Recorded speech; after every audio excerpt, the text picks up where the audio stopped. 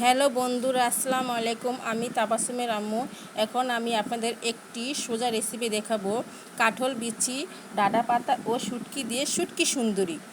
আপনাদের ঘরে সবার কাঁঠাল আনে বিচি থাকে। এই ডাঁটা পাতাগুলো আমাদের গাছের। কালকে বিকেলে আমার দেবর দিয়েছে, বলল ভাবে একটা রান্না করো। তা সেজন্য আমি এটাকে আজকে রান্না করব। এখন আমি চুলাতে হাঁড়ি বসালাম।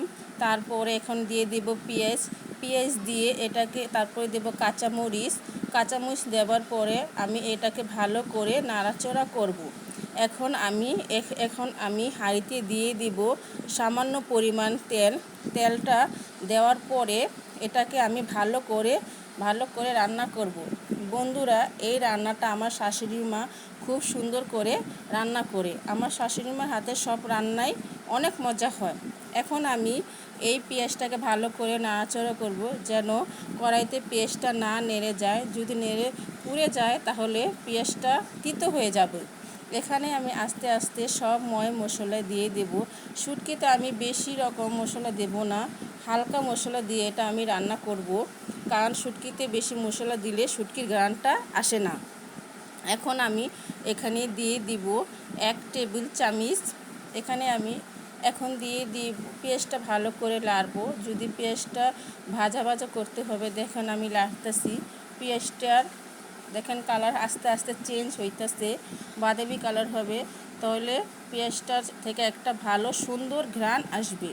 এখন পেঁয়াজটা আমি সুন্দর করে নাড়াচাড়া করে দেবো। নাড়াচাড়া দিলে কিছুক্ষণ এখানে চুলার মধ্যে পেঁয়াজটা রেখে দেব এবং চুলার আঁচটা সামান্য একটু পরিমাণ কমিয়ে দেব, যাতে পেঁয়াজ পুড়ে না যায়। এখন আমি পেঁয়াজটা নাড়াচাড়া করব।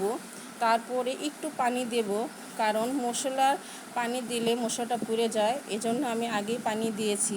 পানি দেওয়ার পর আমি মশলা দেব। হলুদ চামচ দেব 1 টেবিল চামচ, তারপরে দেব মরিচের গুঁড়া 1 টেবিল চামচ, তারপরে দেব লবণ স্বাদ মতো দিবেন।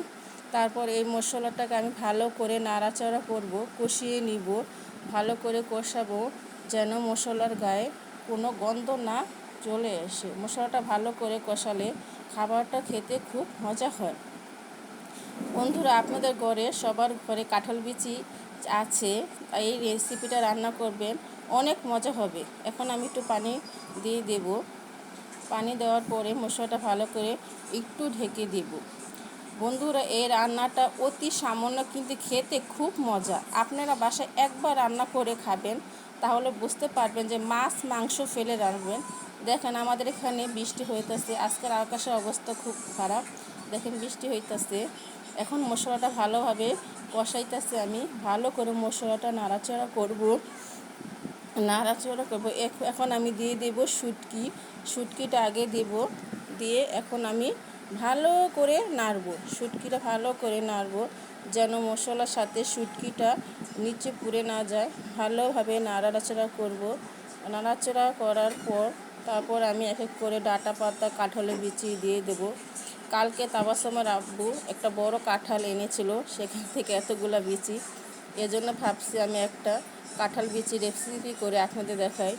যদি ভালো লাগে তাহলে আপনারা বাসায় অবশ্যই এটা করে খাবেন। খেয়ে দেখবেন, অনেক মজা, অনেক টেস্ট হয়। না খেলে বন্ধুরা আপনারা বুঝতে পারবেন না। এখন আমি এটাকে ভালো করে নাড়তাছি। যখন মশলা থেকে যদি তেল বের হয়, তাহলে তারপর আমি কাঁঠাল বিচি, ডাঁটা পাতা দিয়ে দেব।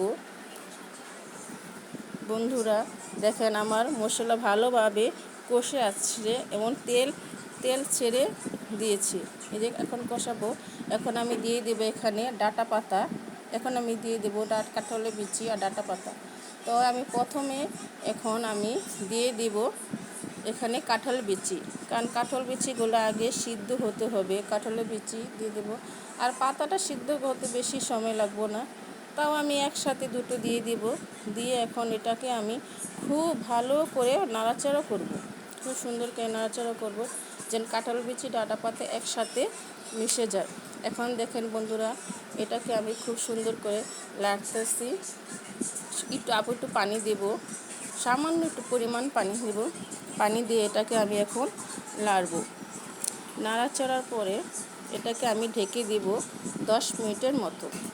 10 মিনিট পরে এটাকে আমি আবার উঠে এই যে এখন দেখেন কাঁঠাল বিচি আর ডাঁটা পাতা একসাথে কীভাবে মিশে গেছে, কি সুন্দর কালার এসেছে।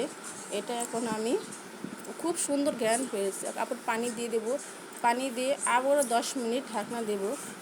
বন্ধুরা এটার থেকে এত সুন্দর ঘ্রাণ বের হয়েছে, আমার ছোটো জাল তো এসেই পড়েছে, এত সুন্দর ঘ্রাণ দেখতে বলছে ভাবি রান্নাটা খুব মজা হয়েছে। দেখেন এখন আমার মেয়ে খেয়ে বলবে রান্নাটা কেমন হয়েছে। শুটকি লগে কাঁঠাল বিচি খাচ্ছি, লুটি অনেক মজা।